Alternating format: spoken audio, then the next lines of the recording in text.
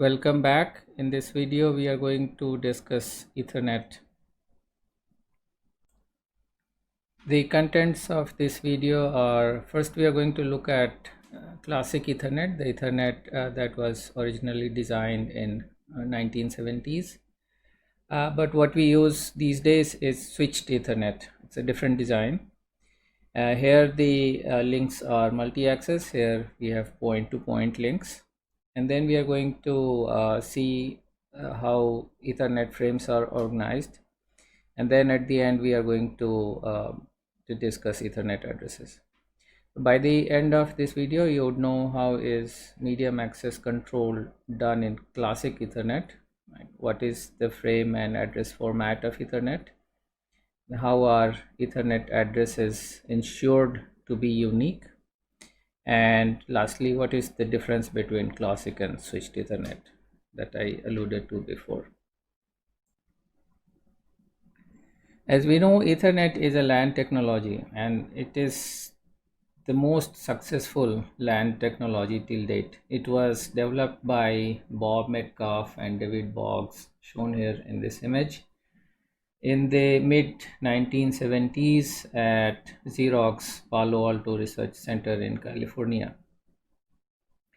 Their original design was supposed to give 3 megabits per second. Later on, Digital Equipment Corporation and Intel joined Xerox to form what we know as a DICS Ethernet standard, and it improved the data rate to 10 Mbps. And this standard came out in 1978, and it formed the basis for what we now use these days. It's IEEE 802.3 standard. This standard defines the physical layer as well as the MAC sublayer. Since the first version of 802.3, the data rate of Ethernet had been steadily increasing. So there is 100 Mbps version. It's called Fast Ethernet. There is a 1 gigabit per second version. It's called Gigabit Ethernet. And there is also a 10 gigabit per second version. It's called 10 gigabit Ethernet. In classic Ethernet, the hosts connected to a coaxial cable, which was called an Ethernet segment. Let's look at the original diagram of Metcalfe and Boggs. So this yellow line represents this Ethernet segment, and the host would attach to an Ethernet segment by connecting a transceiver through a tap, and then this transceiver would connect to an interface and a controller, which is now packaged as network interface card, which was sitting on host. And note that different hosts that connect to this Ethernet segment, they all contend for access to this medium. So this was a multi-access link. The job of this transceiver that attaches the host to the segment is to detect when the line is idle, and it drives signal when the host is transmitting, and it also receives the incoming signal. And in the case of failure, it was the job of this transceiver to shut off, just so that the other hosts can continue transmitting even though there is some failure at this host. The size of the Ethernet could be increased by attaching Ethernet segments using a device called repeater. Repeater is a device that forwards digital signal from one Ethernet segment to one or more attached segments. The design permitted putting no more than 4 repeaters between any pair of hosts, since the segment length was 500 meters max, and therefore an Ethernet has a total reach of 2500 meters. Any signal that is placed on Ethernet by a host is broadcast to all nodes that are attached to the network, right? So signal is propagated in both directions, and when the segments are connected using repeaters would forward the signal on all outgoing segments. And it's just a technicality, so there were terminators that were attached to the end of each segment to absorb the signal. Ethernet uses CSMA-CD or Carrier Sense Multiple Access with collision detection for medium access control, and this is implemented in hardware on network adapter. Note that in classic Ethernet, a set of nodes send and receive frames over a shared link, which we called Ethernet segment. So it is possible that more than one host that is attached to a segment would start transmitting, or their transmissions overlap in time. And if that happens, then the received message is said to have collided because the receiver cannot decode what was sent. So to avoid that, nodes perform carrier sense before starting transmission. And what carrier sense means that the nodes can distinguish between an idle and busy link. Right? And then once the node starts transmission, it also monitors for possible collisions, right? So that's collision detection. And what it means is that the node would listen as it transmits, and therefore it can detect what is transmitting is different from what it is receiving on the wire. And if it is the case, then it can determine that no collision has happened. The CSMA CD that is used in Ethernet is based on Aloha protocol that we saw in the previous video. It was developed by Abramson to connect computers located at different campuses of University of Hawaii. And if it is a little bit vague in your memory, then you should go back and at least watch the relevant portions of the video on medium access control. There we discussed all of these concepts in detail. When an adapter has a frame to send, it performs carrier sensing, and if the line is idle, it transmits the frame immediately. In Ethernet frames, there is a limitation of 1500 bytes on payload size, and what it means is that once an adapter starts transmitting, it can occupy the line only for a fixed length of time. When the adapter has a frame to send and the line is busy, it waits for the line to go idle, and then it transmits immediately whenever it finds the line to be idle. And again, recall in that video we discussed P persistence. So since in this case the adapter waits for the line to go idle, and when it becomes idle it transmits immediately, Ethernet MAC protocol is 1 persistent. Because there is no centralized control, it is possible for 2 or more adapters to begin transmitting at the same time, because they might have been waiting for the line to go idle. And as soon as the line goes idle, because of 1 persistence, all these stations would attempt transmission at the same time, and that would result in collision. Because Ethernet supports collision detection, each sender can determine that collision has happened. And at the moment an adapter detects that its frame is colliding with another, it first transmits a 32-bit jamming sequence, and then it stops transmission. And because there is a 64-bit preamble that we'll see in a bit when we see the Ethernet frame. And so that 64-bit plus this 32-bit jamming sequence make 96 bits, and so therefore a transmitter would minimally send 96 bits in the case of collision. This frame that contains 64-bit preamble and 32-bit jamming sequence is known as runtime. So one way that an adapter will send only this 96 bits is when these two hosts are close to each other, so they detect collision immediately.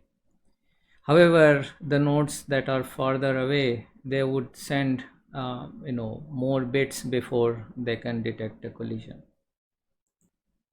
And the worst case scenario happens when the two hosts are at the opposite ends of the Ethernet. We know that the maximum length of the Ethernet, right, the maximum distance between two hosts is supposed to be no more than 2500 meters. And so in the case of Ethernet, the round trip time turns out to be about 50 microseconds, or converted to the size of the data, it's equivalent to transmitting 512 bits. And so in order to make sure that every station is able to detect collision, it is required that every Ethernet frame must be at least 512 bits long. So this is a diagram to illustrate the minimum frame size requirement. So suppose we are looking at the worst case scenario in which A and B are separated by the maximum distance. Now it starts sending a frame at time t. A's frame is going to arrive at B at some time t plus d. As A's frame is arriving, when the first bit is arriving at B suppose starts to transmit, and B will detect that collision has happened, and so B will send its runt frame, right? And therefore for A to know that its transmission has resulted in collision, A's transmission must continue until the runt frame that was sent by B is received at A, while the original transmission of A is going on. And therefore A must transmit for at least 2 times the one-way delay duration, right, so that it can detect all possible collisions. As we saw before, the maximum distance between two hosts, right, can be no longer than 2500 meters. And in case of a maximally configured Ethernet, where there are hosts with with this type of inter-host distance, the round trip delay is 15.2 microsecond, right? And on a 10 Mbps Ethernet, this round trip time 15.2 microsecond translates to 512 bits, and that's where this minimum frame size is coming from. Another way to look at this situation is that we want to keep the latency in the network to be low, right? So here suppose it's 15.2 microsecond, and because of this latency, right, there is a constraint on the maximum length, and so this 51.2 microsecond translates to 2500 meters. So what happens once a station detects a collision, right? So when it detects collision, it stops its transmission, and then it waits for a certain amount of time, and then it tries again. And as we discussed before in medium access control video, this wait time must be random, because collision means that more than one node was waiting, and usually once the line is busy, for example, a station should start doing carrier sensing, and as soon as the medium gets free, they would all start transmission, right, immediately after that, and that would result in collision. And so if this wait time is some fixed amount of time, then these stations would keep colliding again and again and again. And to break that synchrony, what we do is we choose a duration that is random, right? So every node waits for a different hopefully a different amount of time. So what is done in Ethernet is that after nth collision, there is a number that is chosen that is uniformly, randomly between 0 and 2 to the power n minus 1. So after first collision, it's either 0 or 1. After second collision, it's either 0, 1, 2, or 3. Right? So you choose any one of this randomly, and then you multiply that by 51.2 microsecond, and that's the duration for which a station would wait before attempting to transmit again. And once this duration has expired, the node is going to do carrier sensing once again. So it does not mean that once this duration has expired, a station is going to start transmitting immediately after that. So it's going to perform carrier sensing, and once again, if as soon as the medium gets free, then it's going to start its own transmission. And this strategy is known as exponential backoff or binary exponential backoff. Modern Ethernet is switched, in contrast to the classic Ethernet that used multi-access links. Switched Ethernet uses point-to-point links.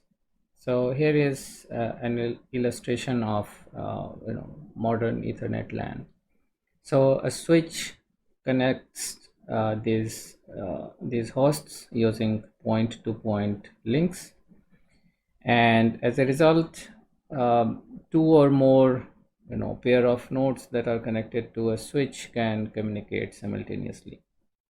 That was not possible in the case of multi-access links. So although aggregate data rate was 10 Mbps, however, as the number of hosts that were connected to the network increased, the share or the average data rate that a particular host would get would reduce with the increase in number of hosts that were connected to the network. That's not the case with switched Ethernet. So in this switched configuration, it is possible that A communicates to B while C is communicating to D, and all these communications can go on simultaneously. One thing to note is that a switched Ethernet may contain hubs, and a hub basically defines a single collision domain, right? So remember, in a hub, so what does hub do is that, so let's say it's connected to 5 hosts, let's say A, B, C, D, and E, and let's say that it receives a frame from A. Then a hub simply sends that frame out on all the ports except for the one on which it received the frame, right? And so in the case of hub, only one communication can go on at any given time. If you have more than one, then it would result in collision. And so because of that, in modern standards like gigabit Ethernet and later on, this is prohibited. So until 100 Mbps Ethernet, CSMA CD was implemented for backward compatibility, but in modern standards, it's done away altogether. And another difference between switched Ethernet and classic Ethernet is that the limitation on the length, the maximum length, vary, right? So it's no longer 2500 meters. So depending on different standard, different link technologies. So some of the modern Ethernets use optical links to connect. Some use twisted pair. Depending on links and standard, this limitation on length also varies. And let's look at Ethernet frame format. So the first 64 bits define preamble, right? And these are basically alternating sequence of zeros and ones meant to synchronize clocks. And after that, there are these two fields of 6 bytes each. They contain source address and destination address. Then there is a 16-bit type field, and it serves two purposes. So if the number in this type field is 1536 or less, it indicates length of this body. Otherwise, if this number is larger than that, then it's used as demux key, and it's used to identify a higher level protocol. And then there is a portion where payload is located, and it could be up to 1500 bytes, as I mentioned before. And there's also a requirement of a minimum size. So a frame must contain at least 46 bytes of data. And then at the end, there is 32-bit CRC. Ethernet addresses are 6 bytes or 48 bits long. Every Ethernet adapter has a unique Ethernet address, and this address is burned in its ROM. And you need to note that these addresses belong to the adapter and not to the host. And these Ethernet addresses are written as a sequence of 6 numbers separated by a colon, and each number is a pair of hexadecimal digits, and that's how we write Ethernet addresses. And lastly, we suppress leading zeros. So if you have for example, this 8 is not 8 but it's 08, and this 0 is actually 00, and so on. And so this MAC address is the same as this binary representation, right? So for 8 we have the first hexadecimal number 0, and then we have 100, and then this 0 is actually 8 bits, right? So it's all zeros, and then this is 2, and this is B, and so on.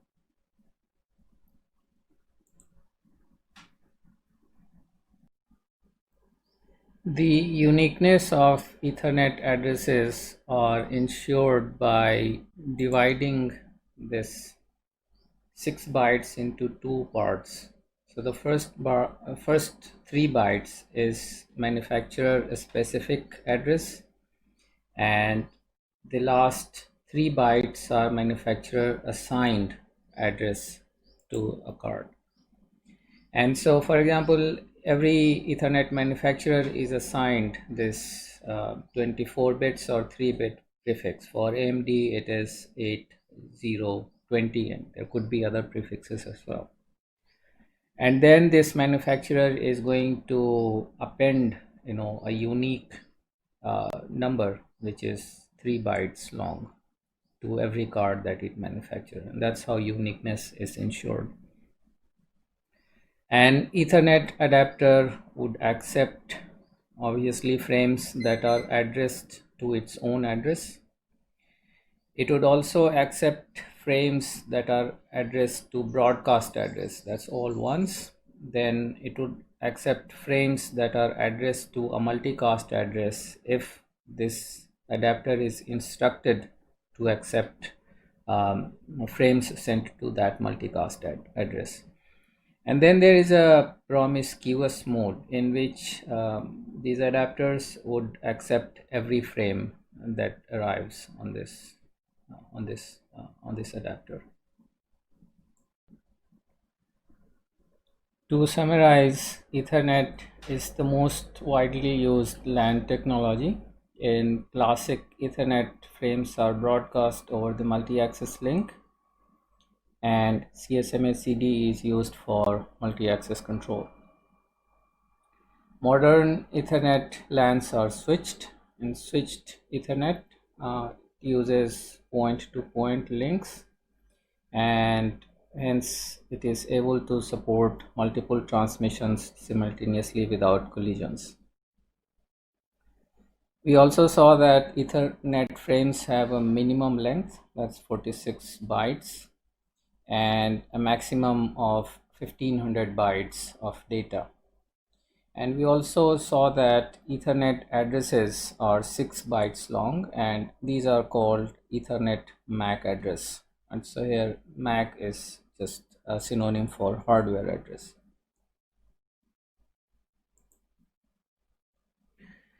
For further reading, the material that we covered in this video are discussed in section 2.6 of Peterson and Davy, and chapter 4, section 3 of Tenenbaum and Weatherall's book. The original paper of Metcalf and Boggs is very readable, and I highly recommend that you go through that paper. It's a great example, not just because this design was highly successful. It's a great paper because it explains many ideas very clearly, and it also gives you some historical context. Here is a short quiz for you. Which of the following options is or are correct? You might want to pause this video and figure out the correct options. I will go over the options in the next slide.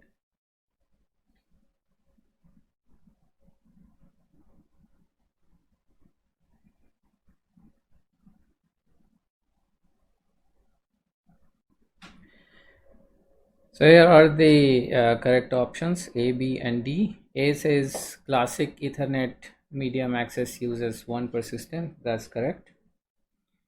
B says the lower limit on the data size in Ethernet frame is to ensure that the classic Ethernet stations can detect collision. That's correct. Right. So the lower limit is that every frame must be at least 512 bits long. C says switched Ethernet uses carrier sensing before starting transmission. That's not right.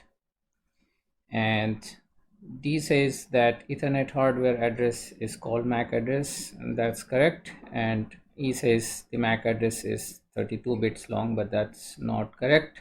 We just saw that Ethernet addresses are 6 bytes or 48 bits long. So that's all in this video. See you next time.